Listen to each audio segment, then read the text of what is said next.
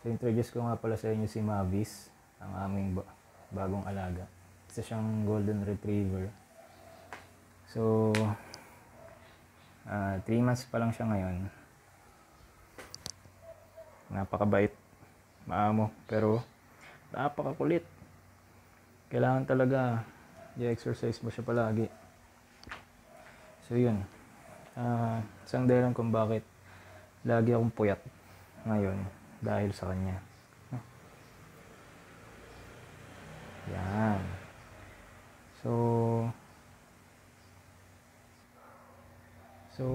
actually nabili ko siya online. So naghanap ako ng breeder ng kennel na mabibili ko siya. Actually nung una kino-consider ko kasi maliit na aso lang sana, yung katulad ng mga terrier, ganun. Kaso parang hindi mag-fit sa akin yung maliit na aso. Saka gusto ko rin talaga ng golden retriever. So hindi ko naman first time mag-alaga ng aso actually.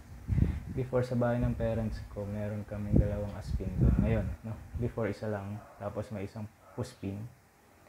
Tapos ngayon, yung kapatid ko nag-adapt siya ng isa pang aso na habang nagbabike siya, nakita niya sa daan. So pinulot niya, inampon, pinavet, ganyan. So ngayon, masaya naman na sila doon. Ang daming alaga sa bahay doon. So ngayon, namimiss ko kasi magkaroon ng aso. So iba kasi kapag may aso sa bahay, no? Magulo, na masaya, na nakakapagod.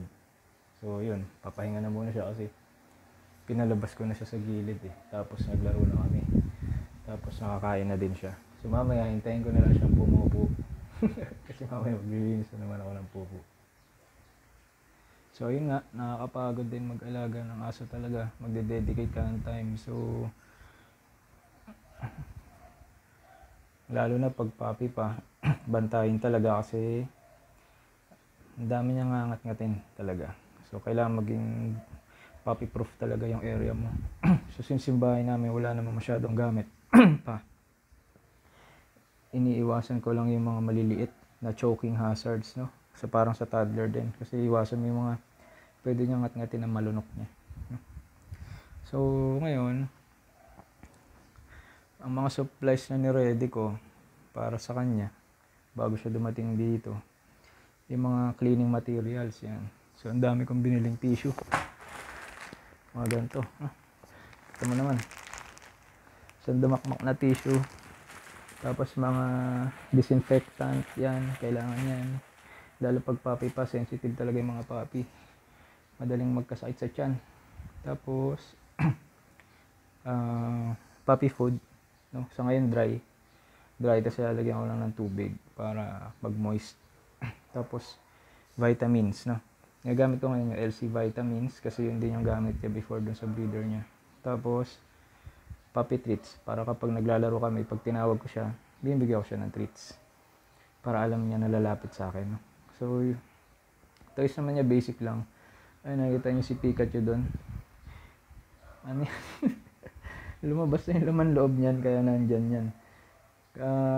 So hindi ko rin pala mare-recommend yung mga ganyang stuffed toy na meron siya mga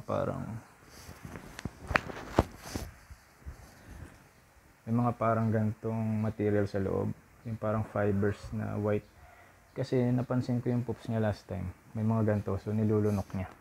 So hindi ko alam kung anong gagawin niya kay Pikachu yung laruan niya. So ngayon, ang pinakamatibay na nare-recommend ko, yung mga rope, yung mga pinantatag niya, no? So yun na siguro. Ngayon hindi ko pa alam kung ano yung magandang chew toy para sa kanya. So kung may mare-recommend kayong chew toy, mag-comment kayo. Gusto ko sana yung puppy friendly na hindi madaling madurog, tapos mga lulunok niya. Huwag sana yung ganun, no? So ganun talaga, mag-i-invest ka siguro para sa entertainment nila, kasi madaling mabore yung mga puppy, no?